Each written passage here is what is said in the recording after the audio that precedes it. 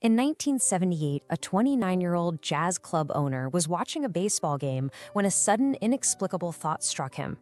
I think I can write a novel. For most of us, a thought like that is just a daydream, right? It's a fantasy that kind of evaporates by the next inning. But for Haruki Murakami, sitting in the stands of Jingu Stadium that day, this wasn't just some passing idea. It was a moment of profound clarity. The start of a non-negotiable commitment to a new way of life, one that required a level of discipline most of us can barely imagine. It wasn't a question of if he could do it. It was this sudden, deep certainty that he would, and he knew right then and there that this certainty was going to demand everything from him. And this is really the core of what we're talking about today. Murakami understood something that so many creatives spend their whole lives trying to figure out. Ideas, they're cheap, they're everywhere. The real challenge, the thing that separates the dreamers from the doers, is the systematic discipline to see an idea all the way through. It's about having the endurance to show up day after day, especially on the days when you feel zero inspiration. He knew that the whole romantic myth of the tortured artist just waiting around for a lightning bolt of genius had to be thrown out and replaced by a precise, almost brutal daily routine. So, let's go back to that baseball game.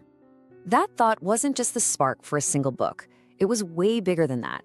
It ignited a much deeper question for Murakami. Did he have the endurance, not just the talent, but the sheer physical and mental endurance to actually become a novelist? He knew just instinctively that writing a novel is not a sprint. It is an absolute marathon, and he had to figure out if he was even capable of training for it.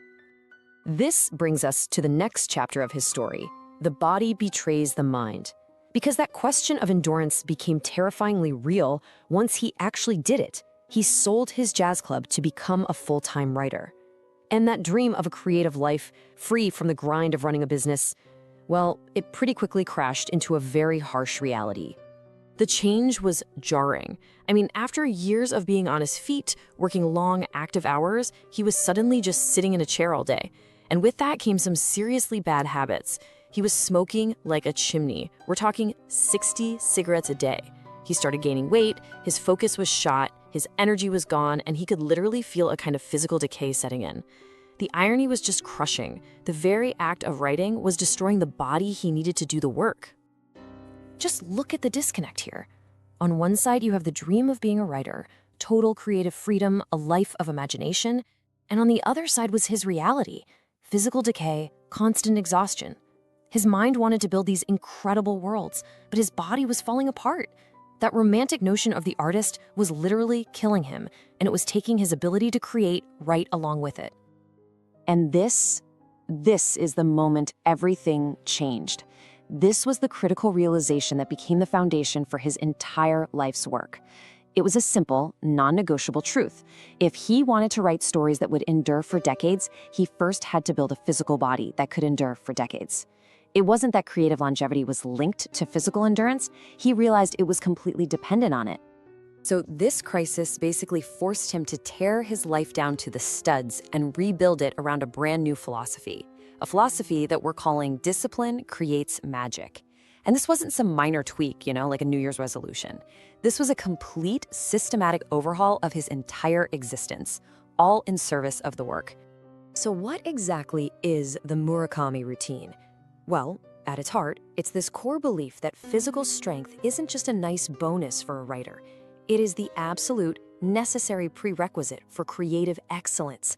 It's the conviction that this kind of monk-level discipline is what allows you to create complex, surreal, magical art, not just once, but consistently, year after year, for the long haul. And he built this whole philosophy on 3 core principles.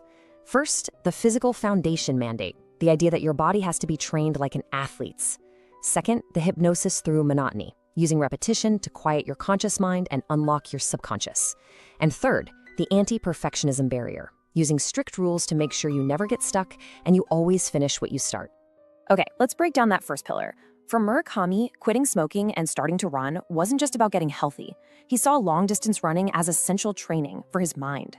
Pushing through the pain of a 10-kilometer run day after day trains the exact same mental muscles you need to sit in a chair for 6 hours and push through a really difficult chapter. It's about teaching your brain to keep going when every single part of you wants to stop. Now, this second pillar is absolutely fascinating. Murakami deliberately engineered a monotonous, repetitive life. Why would anyone do that?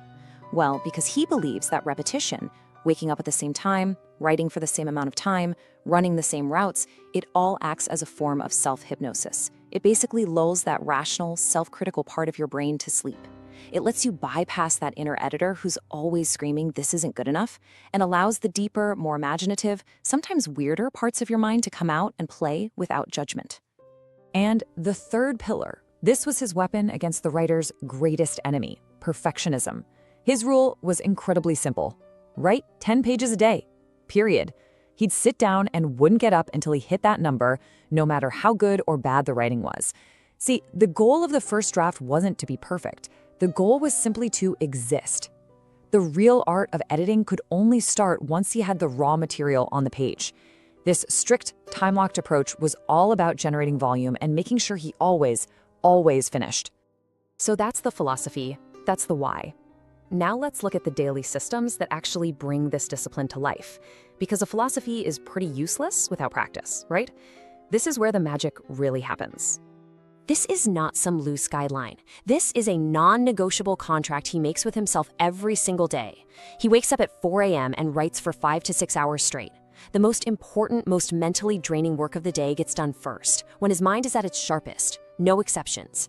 Then, right after, comes the physical part, a 10K run or a long swim.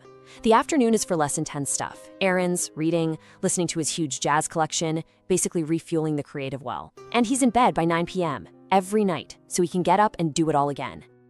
And running alongside that rigid daily schedule is another core habit, a disciplined, ruthless defense of his focus. When he's deep in novel writing mode, which can last for 6 months to a year, he practices a kind of creative isolation. He systematically turns down social events, interviews, pretty much any unnecessary interaction. He's not being antisocial, he's actively building a fortress around the serene, monotonous environment his creative tendencies need to thrive. It's about creating a vacuum where the story is the loudest thing in the room. So what's the result of this incredibly intense system? A complete and total transformation. You see a jazz club owner become a global literary icon, and in the process, he creates this legacy of the writer as athlete. He proved that an artist's career could be managed with the same rigor and dedication as a professional sports career.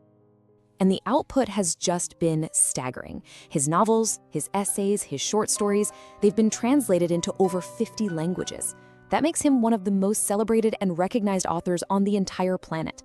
This kind of global impact, this sheer volume of consistently brilliant work, it's not some accident of talent. It is the direct, predictable result of his system. I think this is Murakami's ultimate legacy. He proved that creativity isn't some fragile gift from the heavens that might just abandon you at any moment. No, it can be a robust, sustainable output. He basically institutionalized this writer-as-athlete model, giving us a blueprint that shows the most profound imagination often requires the most rigorous, unglamorous discipline to keep it going. So what does this all mean for us? We might not all be writing surrealist novels, but there is a universal lesson in here for anyone who's chasing ambitious, long-term goals.